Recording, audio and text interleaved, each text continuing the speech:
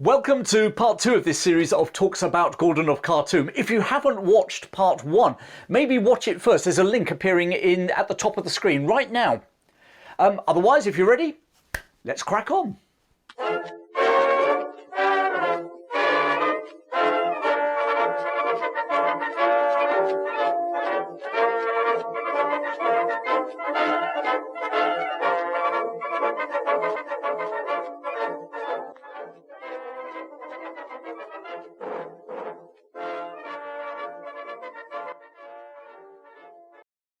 In that very month, February 1884, an Egyptian force under a British officer, Valentine Baker, had landed on the Red Sea coast of Sudan to try and relieve the Egyptian garrison that was stuck at Tokar. Armed with state-of-the-art weapons as they were, unfortunately they were much the same morale and disciplined and trained as the force under Hicks Pasha. Having landed on the coast, they moved inland to try and break the siege at Tokar. Tokar was being surrounded by Osman Digna's Beja tribe who had allied themselves to the Mahdi. And it was at El Teb that Osman Digna launched a furious attack on Baker's Egyptian forces. The Egyptians let off one volley and then they fled. Osman's men were quickly on them. Of the 3,500 men under Baker's command, only 700 managed to stagger back to the beachhead. The two beleaguered garrisons inland had had enough. One tried to make a break for the coast and were massacred. The other garrison at Tokar simply surrendered to Osman Dinja. Back in London, Wolsey was in full cry. First, the government had sent Gordon to Khartoum with no military backup, and now their ally, led by another freelancing Brit, had just been defeated. Gladstone reluctantly diverted a British force sailing home from India under the command of Major General Graham to the Red Sea coast. And less than 3 weeks later, Graham's force of British regulars once more advanced on El Teb. Not that Osman Dinja was particularly concerned. Over the years, the hardy mountain warriors of the Beja had seen off countless invaders, right back to ancient Roman times. They'd seen off the Ottomans, they'd just seen off the Egyptians armed with all that modern European weapons. So let the British come if they wanted to. To the Beja's surprise, these professional British soldiers didn't run back to the coast after firing one round. Instead, they stood in disciplined lines like they were on a parade ground and poured steady fire into the oncoming Mahdi warriors. This was one battle the wily commander wasn't going to win, and he signalled a retreat. There was always another day. And as the Beja warriors drifted back into the shimmering mountains, they left 2,000 of their comrades dead on the plain. Despite this victory, Graham knew that Osman's men were still very active in the area, and in March he organised another expedition just from the port of Salkin, just south of modern-day Port Sudan. On the 13th of March, at the Battle of Teme, his British army inflicted a massive defeat on the Beja, but not before the Beja warriors had actually broken into the British square, formed by the 1st Battalion of the Black Watch Highlanders. They surged into the square and the Black Watch were reduced to desperate hand-to-hand combat with bayonets against swords and spears before being able to prevail. At the end of the battle, Osman had lost 4,500 men. Graham's victories did not change the course of the revolt. His force of 4,500 men were in no position to turn back the massive Mahdist tide, even if the government in London had wanted them to. And they didn't. So instead, they were actually told to reboard their ships and sail for England. And meanwhile, what was the situation in Khartoum? Gordon had, with his usual energy, been fortifying the town. As I said earlier, the Khartoum sits on the confluence of the White and Blue Niles. So it was protected on two sides by a huge river. And using all his Royal Engineering experience, he ordered a huge 6-mile ditch to be dug, connecting the Blue and the White Niles together to the south of the city. And Khartoum now stood like a medieval castle behind a part natural, part man-made moat. There was an Achilles heel in his defences. At the western end of his ditch, before it reached the White Nile, the ditch ran into mudflats. When the river was high, these flats added even more of a barrier to anyone attacking. But when the floodwaters fell, the advantage would swing towards the attackers, because they could actually use the mudflats to outflank the ditch and the city walls. Nevertheless, in a few months, both rivers would be in full flood, and in the meantime, there was no sign of the Mahdi's army. Time was on his side, and Gordon used that time well. He organised expeditions far into the countryside to collect food, as much food as possible, to support any siege that the Mahdi might try to impose. Oh, and he did evacuate 2,500 civilians down the Nile towards the safety of Egypt. But the noose was tightening. In the very same week that Graham was achieving his victory at Tamay over on the coast of the Red Sea, the telegraph line from Khartoum to Egypt was cut by the Mahdi's forces. From now on, Gordon would have to rely on steamships to keep him in touch with the outside world, nearly 1,000 miles away. Way off in London, General Wolseley saw the danger that Gordon was in and proposed a rescue mission. Prime Minister Gladstone was not blind to the danger, but felt that any danger that Gordon was in was directly as a result of him disobeying his orders and not hightailing it out of Sudan like he'd been told to. By July, the White and Blue Niles were in full flood. And so whilst Khartoum was cut off and the steamships were having to run a gauntlet of Mahdi riflemen on the banks of the River Nile, the city was safe. And indeed, the Mahdi was still nearly 300 miles away. However, Gordon was starting to have some mood swings. He was swinging between sending messages downstream to Egypt, alternating between being really upbeat, we can hold out forever, to really pessimistic. It's all going to be over by September. 3 months' time, 2 months' time. And as his mood swung in Khartoum, the government in London vacillated. Wolseley had been advocating this relief expedition since April. And finally, on the 25th of July, the cabinet voted against Gladstone's wishes to send a relief column to rescue the darling of the British public from Khartoum. And who should command this daring, high-profile public mission? Well, only one man for the job. Wolseley, of course. If you're enjoying this story, then please click the like button below and also subscribe to hear more stories in the future. For a man of action, Wolseley proceeded in a very laid-back fashion. The fastest way to get to Khartoum and extricate Gordon was to land a force at Sukin at Port Sudan, near Port Sudan on the Red Sea coast, which was still in British hands, and then race 250 miles across the desert to the Nile at Berber. From there, it was just 200 miles up the river to Khartoum.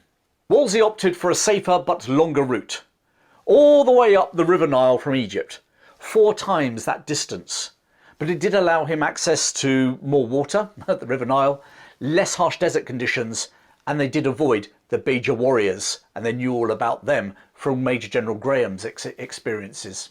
For all his self-publicity as sort of the very model of a modern Major General, Wolseley was a cautious commander. 15 years before, Wolseley had successfully put down the Red River Rebellion in Canada. His masterstroke in that campaign had been transporting his troops rapidly up rivers using canoes crewed by indigenous French and First Nation crews. These river experts had won Wolseley's respect to such a degree that he now requested that a contingent be recruited and sent all the way from Canada to join his expedition up the Nile, in particular being able to navigate through the cataracts near where the Aswan Dam now is. And while he waited for those crews to arrive from Canada, the situation in Khartoum was starting to get desperate. Food supplies were running dangerously low, and with time, the waters of the Nile would recede. Gordon was getting increasingly frustrated that there was no sign of any relief column on the horizon or coming up the Nile. And in desperation, he decided to dispatch his military friend, Lieutenant Colonel Stewart, downstream in search of Wolseley. Stewart carried confidential papers from Gordon outlining the dire situation that, quite frankly, by mid-November, the food will have run out, and then it was just a matter of weeks before Khartoum would fall. On the 9th of September, Stewart left Khartoum on a steamship called the Abbas.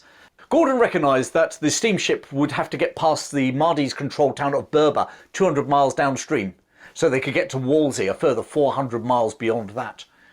In order to give Stewart a fighting chance of getting through, Gordon placed 50 soldiers and a mounted gun on the steamship, the Abbas, and sent another 2 steamships in support. This little flotilla could run the gauntlet at Berber.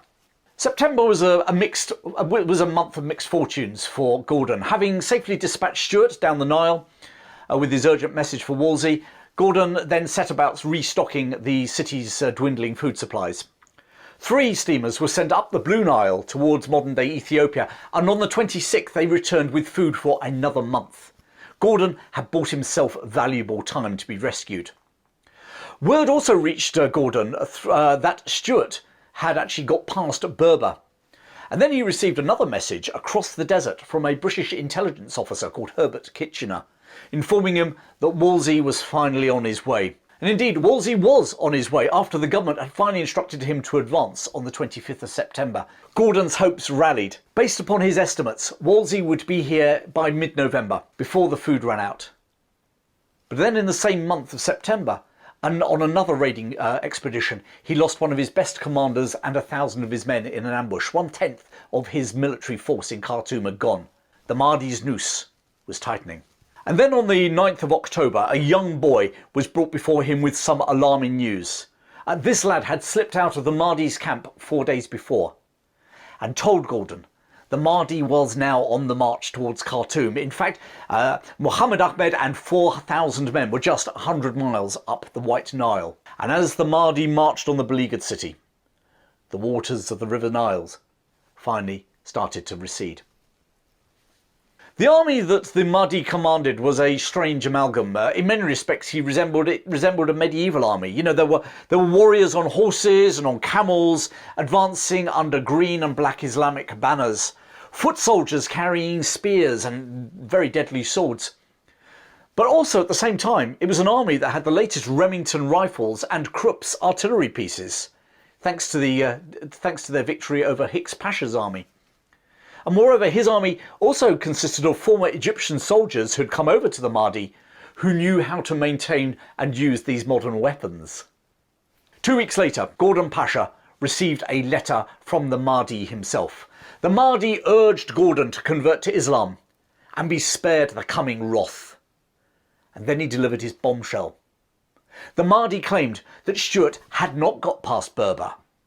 He said in a letter, "In the name of God the Merciful and the Compassionate, those who believed in us as the Mahdi and surrendered have been delivered, and those who did not were destroyed."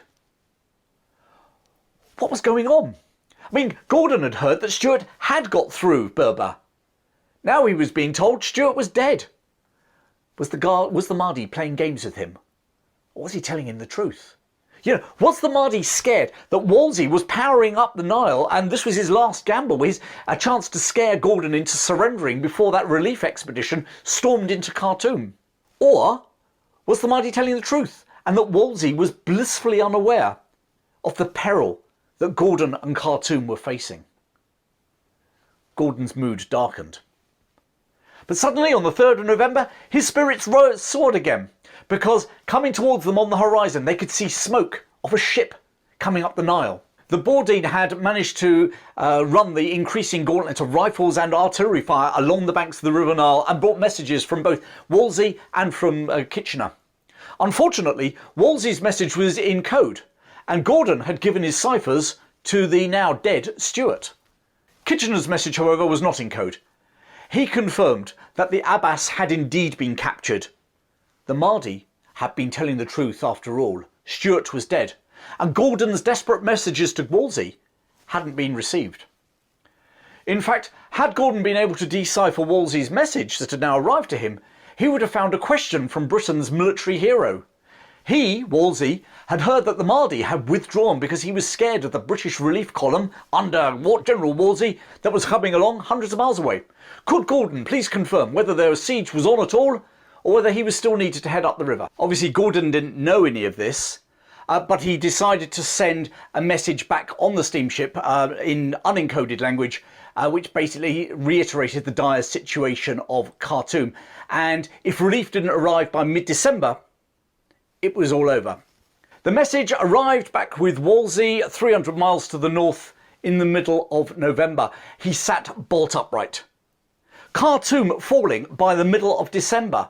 He thought the siege was over. That's what he'd sent in his message to Gordon. In fact, he wasn't even planning to advance until about a month's time. Later on, Prime Minister Gladstone would be blamed by the press and by Wolsey himself for acting too late. Yet it could equally be argued that Wolsey's advance had been painfully slow, or indeed leisurely, depending on your opinion. I mean, not only had they had to wait for the Canadian boatmen, but he'd also had to wait for coal supplies for his steamships. And he had also ordered his flying column, which was a mounted camel division of British soldiers, to ride alongside his boats going up the Nile, rather than making a break across the desert to Khartoum. Meanwhile, mid-December arrived, and there was no word from Khartoum. What was going on up there? Well, at that minute in Khartoum, Gordon had now swung from despondency, strange enough, to optimism. Writing in his diary, he confided that Khartoum could hold out forever. And on the 14th of December, he wrote a brief note to Wolsey on a piece of paper about the size of a postage stamp.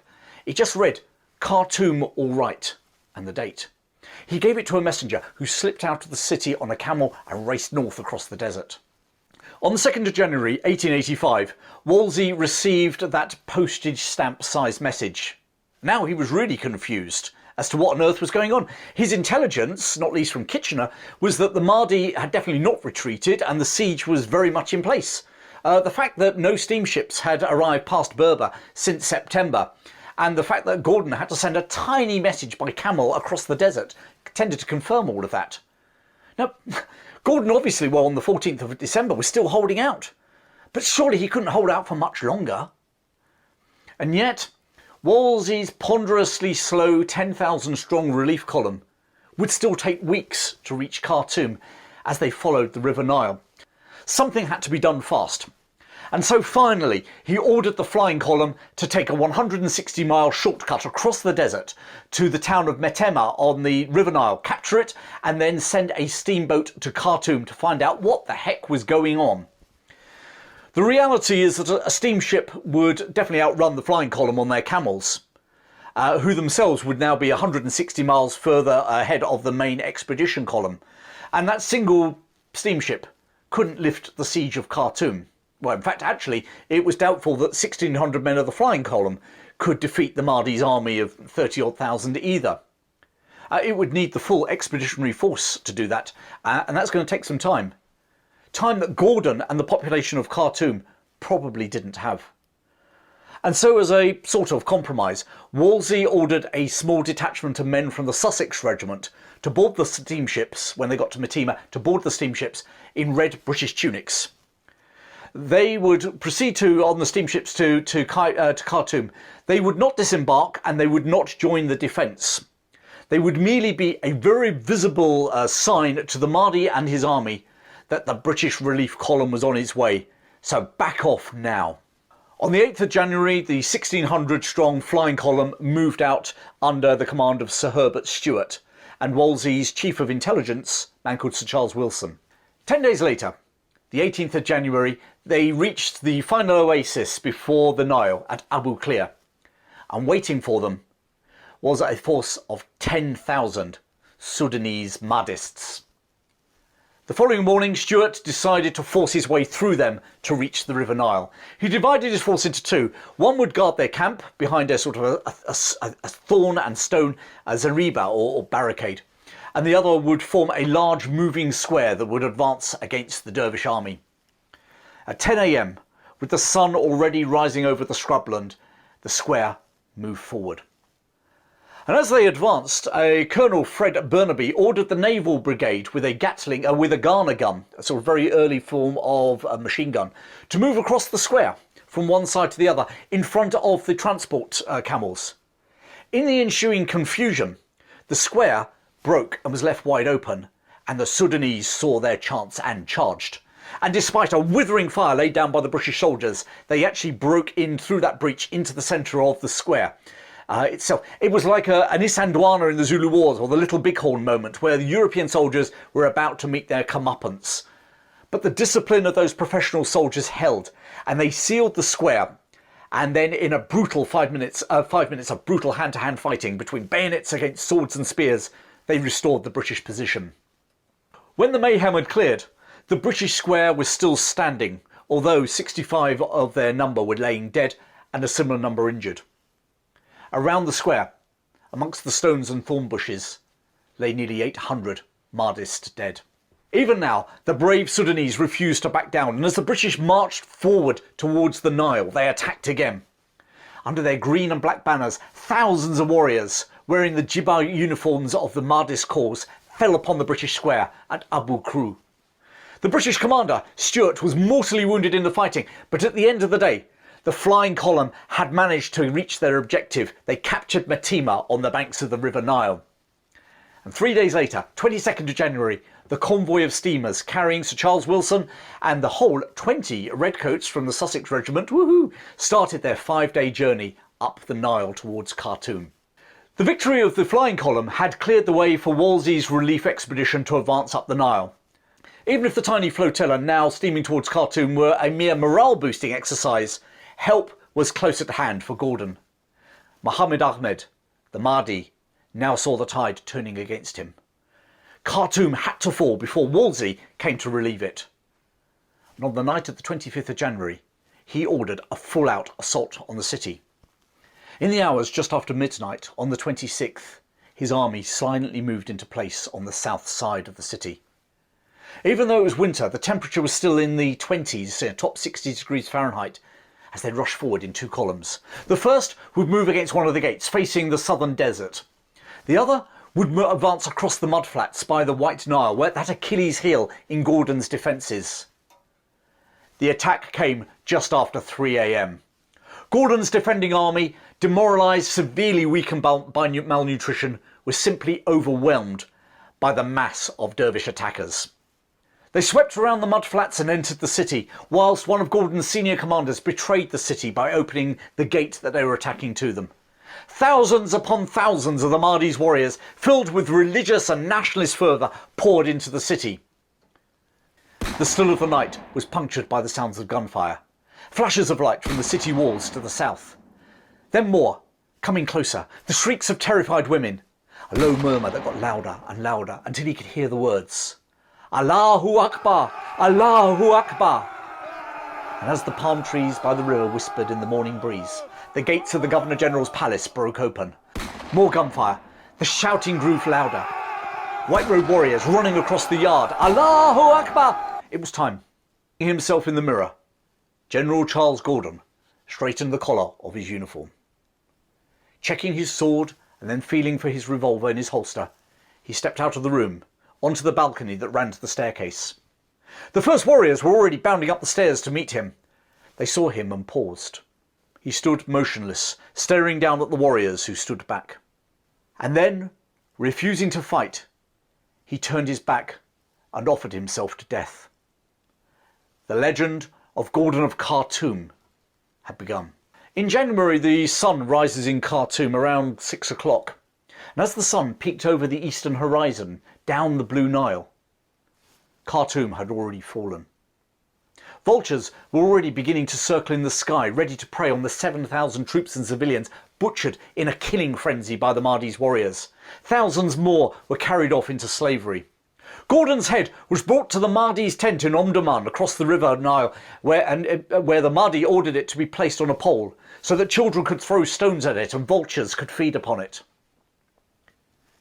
2 days later, the convoy of steamers came up the Nile. Peering through their binoculars, the British officers looked for the Caliph's flag on the Governor-General's palace, but they were greeted by the Mahdi's black banner instead. Steaming nearer past Tuti Island, they came under fire as thousands of Sudanese warriors dressed in their jibbahs lined the banks of the river. It was obvious to the British soldiers on the steamers that Khartoum had fallen. Their relief column, way back down the Nile, would be too late. And so, turning their boats around, they headed downstream as fast as they could. Wolsey was shocked. His friend Gordon dead. He couldn't believe it. He had complete, almost blind faith that Gordon, through his almost superhuman powers, would hold out. With a heavy heart and with growing anger, he sent a telegram to London. The news, when it arrived in Britain, struck like a thunderbolt. A national day of mourning was held on the 13th of March. That famous image of Gordon standing passively at the top of the stairs, staring down at his attackers, has gone down into legend. Armed with just his parade cane, Gordon turning his back on the dervishes, who then proceeded to spear him It fits the whole Gordon of Khartoum narrative, an imperial narrative.